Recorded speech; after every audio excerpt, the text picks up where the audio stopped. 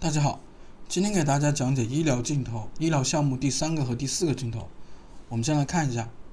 First, de novo lipid generation algorithm and boasts a proprietary lipid library from 这个镜头难点是这个后面皮肤的渲染以及这个皮肤的运动， millions of novolipids. 然后是这个 LNP 的爆开动画，以及中间的这个 RNA。 This enables comprehensive 这个镜头的话，摄像机对焦有一个小技巧。然后我们先来看一下这个皮肤。皮肤的话，首先就是建了个平面，然后上了一个 UV。动画就是通过 Mountain 节点给予了它的一个 Animate Noise， 然后平滑了一下。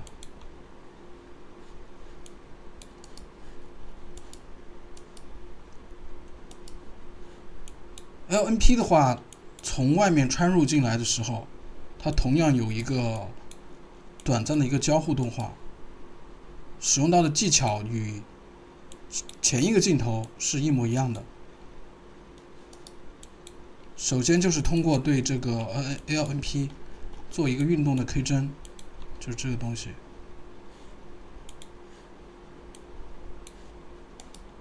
K 帧的话，就是我还是通过对它做了一个 sphere， 也就是说只对球体做了一个 K 帧。运动的话，给了一个画了一个直线，然后通过这个 curve 节点，然后点开这个选项，就只控制了它的一个点。我们先看一下，控制它这个点的运动，然后完成了一个动画。动画之后撒点，给予一个 mask 属性，左边就是皮肤。同样的，通过这个 mask 属性来控制这个凹陷的一个动画。看一下，点开 mask 属性，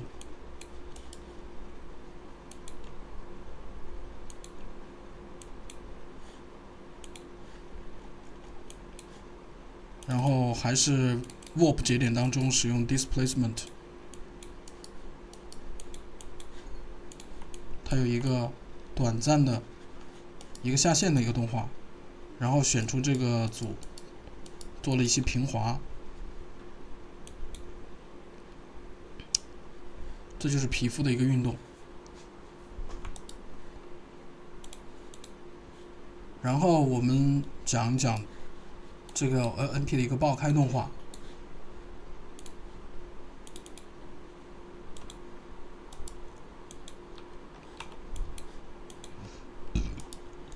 我们先来看一下这个 LNP。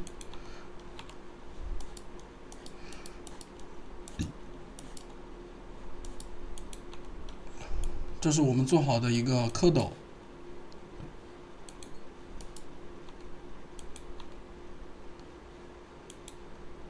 这是弹簧。来看一下啊，蝌蚪，这是之前做好的。我们回到第一帧，这有一个关键节点，就是通过这个 peak 节点。peak 是干嘛用的呢？它是控制发线，根据发线的方向做位移。所以我们通过这个控制克隆点的位置，然后完成了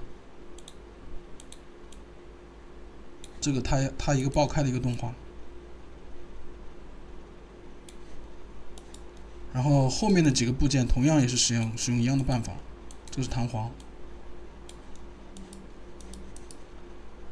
这个就是黄色那个小结构。这里面我用了一个 now 节点，控制所有的动画做 K 帧。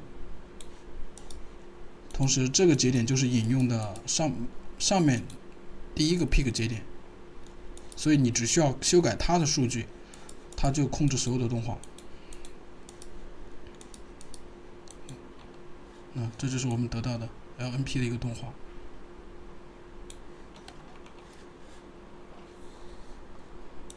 然后就是中间这个部分就类似于 DNA 的，这是里面叫 RNA。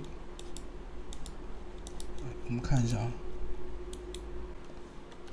我们先要构建这个 RNA 这个模型，给了一个直线，回到中心，给予一个 curve U 属性，并重新散布点，这个时候是24个点。设了一个 ID 属性，这个 ID 属性是用来做将同样 ID 的属性连成线，所以这里面通过 transform 属性分开对称，然后连接起来，做了一个笨的螺旋，删除一边，这个 RNA 的基本结构就得到了。然后我们将主干与它的分支各自分组，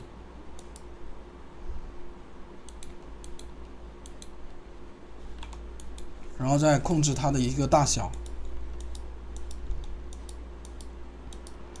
然后最后我们需要得到它一个爆开的动画。爆开动画的话，如果直接对这个结构进行一个模拟，就非常的麻烦。所以这个时候我使用了将两个部件分开，只对这个主干进行一个模拟的动画。所以我们看一下，首先将它区分开来之后，通过球内部散布点，得到一个类似于LNP 球体内部的 RNA 的一个所有的集合，给了一个 class 属性，通过这个 Vellum Hair 让它作为一个头发参与模拟，模拟的话也比较简单。关闭了重力，三个子步针，对它的一个吸引力做一个反向推针，同时添加了两个噪波，一个大噪波，一个小噪波，所以我们就得到了一个爆开的动画。刷新一下，显示 bug。这动画模拟是很快的，它只有24000个点。然后我们要匹配 LNP 本身的动画，所以做了一个加速减速的处理。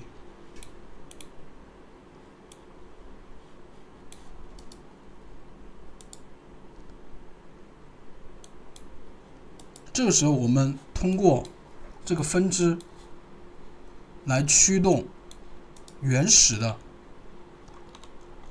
RNA 这个完整的这个 RNA 动画，所以这里是通过了 point deform 这个节点，然后使用到的是这里给予的一个 class 属性，因为它们两个都有相同的 class 属性，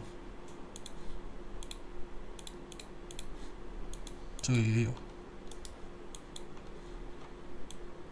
所以它就驱动开来了。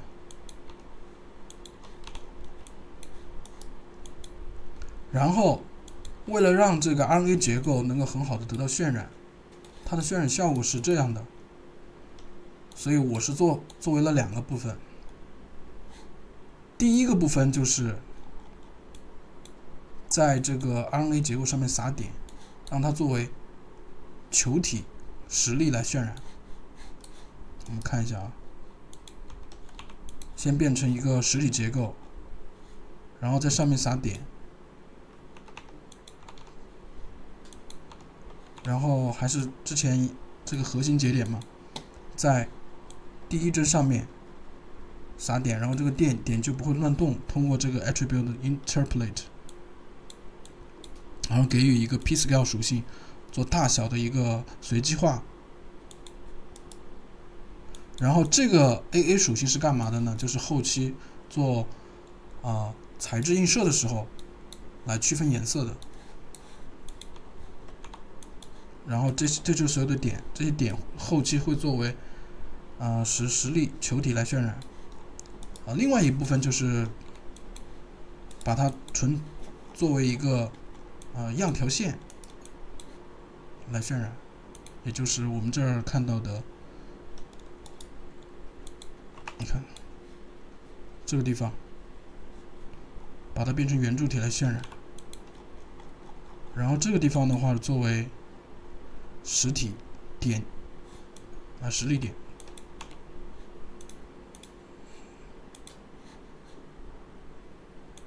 这个模型动画基本上就这样。然后摄像机动画的话，因为是2个镜头嘛，第一个镜头的话就比较简单，就根据球体做了一个 K 帧位移。然后第2个镜头的话，我们可以看到它是从75帧到150帧左右。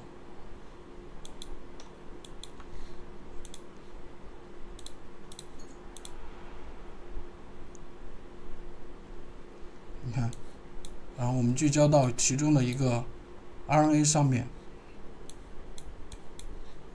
然后这个地方我们要做对焦嘛，对焦的话，这个地方有个技巧，就是焦距，使用到的是这个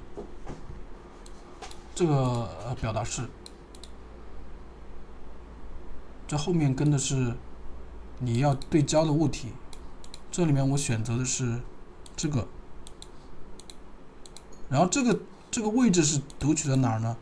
这位置读取的是我们选择出来的其中一个 RNA，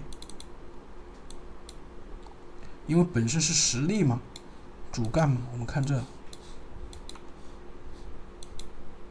是吧？然后把它选取出来，然后它就得到一个位置，点的位置，读取点的位置作为它的焦距，所以它就会这个东西在动嘛，所以这个焦距也会跟着动。摄像机的对焦永远是能看清楚这个主体 RNA 的。渲染的话就比较简单了，这个 RNA 的话其实就是普通的塑料材质，